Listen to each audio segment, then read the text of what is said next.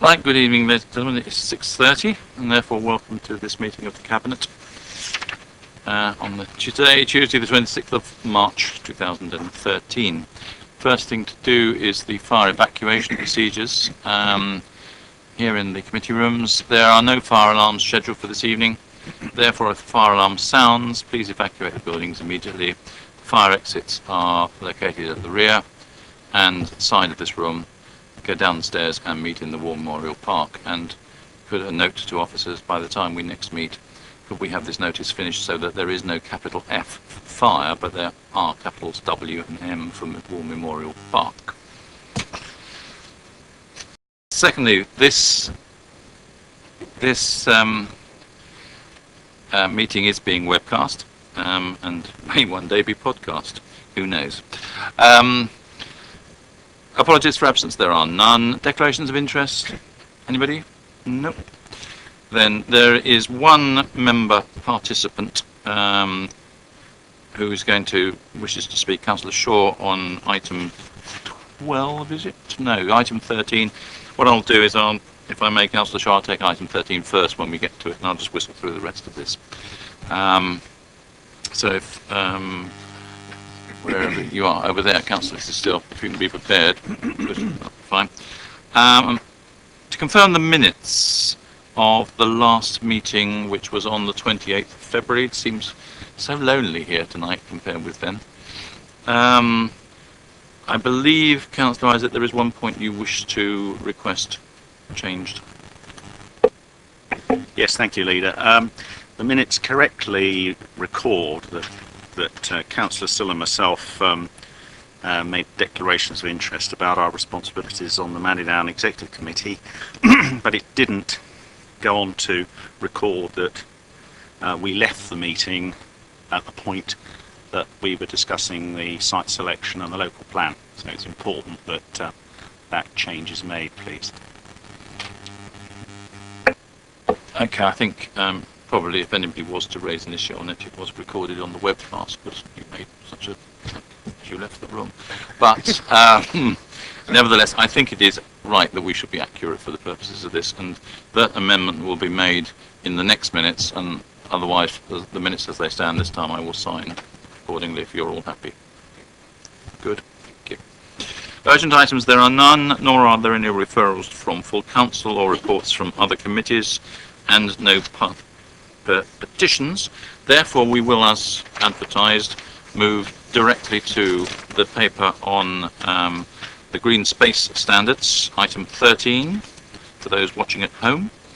Councillor Still, I shall ask you to introduce the paper, and Councillor Shaw, if you want to come forward to make your point, for which may I thank you for advising us of it earlier during the day. It has hopefully enabled us to move forward, but we'll see.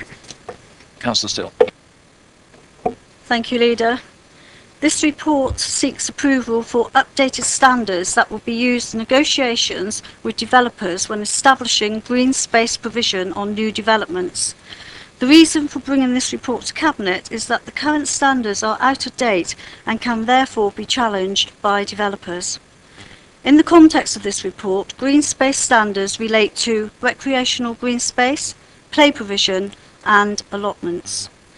2 levels of provision are being recommended: expected standards and minimum standards. The expected standards will be the starting point in any negotiation with developers, whilst the minimum level is the point below which the Council will not go. The overall impact of the proposed standards is an increase in the green space requirements. For instance, I would like to highlight that the overall level of green space that would be provided as part of the proposed minimum standard is greater than the currently adopted standard. Thus, the current minimum standard for pickabout accessible natural green space and parks is 16 square metres per person. The proposed minimum standard is 20 square metres per person. So therefore, Leader, I do welcome these proposals. Thank you. Thank you, Councillor Shaw. Councillor Still. Councillor Shaw, you have 2 minutes. I'm sure you'll stick within 2 minutes.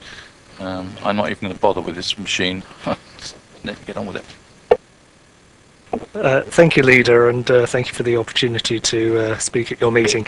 The background to my interjection is the circumstances of my local ward, where we have an overall deficit of green space as things stand, but where in the comparatively recent past there have been planning applications approved where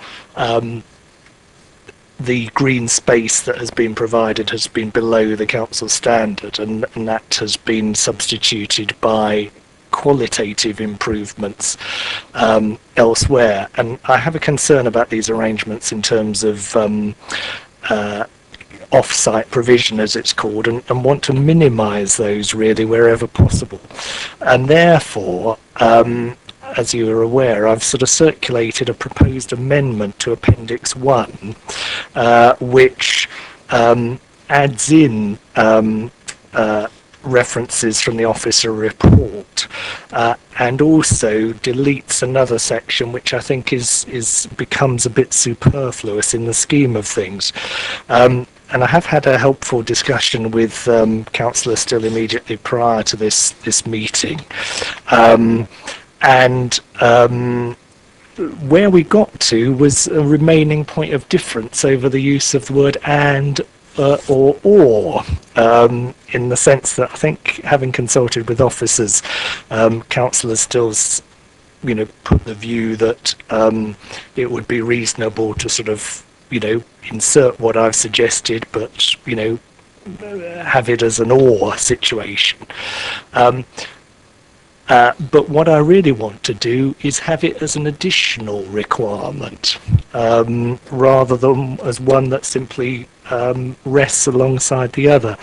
And I don't know exactly how we can resolve this in the within the constraints of this meeting, but I'd really invite you to retain that use of the word and, because I think it does add strength to the requirement, and at the end of the day, the clause that I've proposed to insert is actually in effect trying to give effect to something that the officers themselves suggested in their own report. So I hope you'll at least consider adopting what I've suggested in the form that I've indicated. Thank you. Thank you, Councillor Shaw. I'm going to resist all attempts at a joke like Councillor Still putting her or in, and ask her to respond now. But I must admit I am rather minded to, having checked with the Chief Executive to see how we can do this. We're not going to sit here and wordsmith this evening, and that we find some means of needing to park this one for further debate. I think, subject to what she has to say, there seems to be a general consensus. I think we all know where we want to go, and I don't want to get hung up on this specific issue. But Councillor Still, would you like to just clarify your position for us, please? Well, Councillor Shaw suggested amendment. He sought to ensure that the paragraph 4.14, I think it is 4.14, 4. Yes, of the officer's report is Appendix 1. Is translated to policy. In paragraph 4.14 refers to a situation, this is where the and or comes in, where the number of proposed dwellings is insufficient to generate the requirement for green space on site, and therefore results in off-site provision or enhanced being sought. However, there may be other circumstances in which off-site contributions for provision are enhanced as appropriate. Councillor Shaw's amendment would preclude this. So, therefore, where a contribution could be taken to enhance existing open space, which is underused and or is not meeting its full potential and function within the green infrastructure. So, whilst I agree that we need a strong and robust policy framework within which officers can work, this should not be a straitjacket which precludes consideration of each site on its merits. So, therefore, I therefore consider that either the officer wording is retained as proposed, or Councillor Shaw's amendment is agreed, but with the word, as he was saying, between his 4A and 4B replaced with or, This would then give the flexibility needed. In any case, I consider that the officer's paragraph 5 should be retained, because you've asked for that to be taken out, haven't you? And absolutely essential that it's kept in. And that is why it explains, it explains why off-site enhancements should be secured to enhance the best access to high-quality green spaces for all residents. So I don't think we're a million miles apart from what we're saying. Only, you know, in our conversation, you said to me you thought the officers had too much flexibility. You can't have too much flexibility, and I will be working alongside the officers. So, you know, I can't see that there's any great dip to what you want and I want standing out at me. Thank you, Councillor Still. I think we're moving towards trying to resolve this outside of the meeting, but was there a rejoinder you wish to make to that comment before we just decide that's what we're going to do? Not really a rejoinder, leader, but really to agree that I think your suggestion of having a further degree of dialogue outside of the meeting would be helpful in this regard, and I'd be confident that we could arrive at some mutually agreed accommodation. I think on that basis, I'm going to just take advice from Chief Executive. Can we do that? In other words, we are basically approving and the decision notice as it is, subject to a final determination of this wording. Is that a feasible thing for us to do? And then I will ask the Cabinet if they're happy to do that. Leader, I would have thought that could be accommodated by including a footnote in the decision notice that it's approved, but with a little footnote subject to clarification or agreement on that wording. That would be fine. Members, are we happy to go down that route? Yeah, good. And then if you're happy with that as well, Councillor Shaw, we're all happy. Excellent, good. Thank you very much. Thank you, Councillor Still. Right, going back to the agenda, I think that takes us back to item 11, the key decision from the forward plan on the commissioning framework, which we will take in conjunction with item 12, which is the key decision. So one is a non-executive decision and one being an executive decision. And Councillor Jayawardena. Thank you, Leader. This is part of ongoing work to move our council towards becoming a commissioning body, looking to deliver the right services to our residents in the right way, at the right time, for the right cost. It's been through extensive consultation, and that's included both consultation within the council from officers and members, as well as through community groups, voluntary organisations and others. I believe that this revised commissioning framework is a forward-looking document that will position us to be the most agile and responsive organisation to delivering the services that residents need. And to that end, it will also deliver those services underpinning our commitment to delivering value for money, which at this time remains ever more important. So on that basis, I would move the recommendation that we endorse the commissioning framework as guidance for the Council's activity, but also that we recommend to Council that this framework is adopted as Council policy. Thank you, Leader. Thank you very much, members. Wish to comment? Nobody wish to comment on it? Good. This I see as being another step along the way to improving the efficiency of the council and the effectiveness of the way that we spend our taxpayers' money on their behalf, to ensure that we get the right things done in the right way at the right time and for the right price, as it says within the in the commissioning framework. So on that basis, I think we are agreed for this to go forward. Good. Then we leap over the item which we've already done, which is to item 14, the land at the Cresley Road Triangle and Basingview. Again, it is Councillor Jayawardena. Thank you, Leader. I've circulated to members a colour copy of a plan that demonstrates what this report is about. To provide a little bit of background, this is part of our work in respect of Basingview and the sale of land to Network Rail. The Network Rail development has the potential to generate hundreds of jobs for Basingstoke and is a positive start to our work on Basingview. But as part of that development, a key requirement from this council was the provision of a footbridge over the railway, and this has been agreed with Network Rail.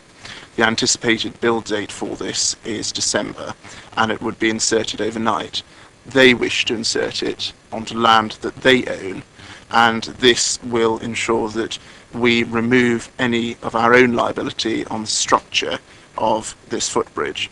It's important that we have a footbridge to ensure the longer term development on Basingview, perhaps to include a multi-storey car park on the other side of the railway line, which, as we've heard from many occupiers on Basingview, car parking is critical to its longer term success, and therefore is something we want to respond to. I believe that transferring the freehold here is a sensible proposal, and I've moved the recommendation as tabled. Thank you, Councillor. It seems an eminent, and if I could say, eminently sensible approach, which I think is a win-win for both Network Rail and ourselves. Unless anybody has any comments they wish to make on it, can I take that as agreed? Good. In which case, then, can I just draw your attention to those items dealt with under delegated powers by portfolio holders in item 15 for noting. Noted. And we can draw to a conclusion this meeting at 6:46. Thank you all very much.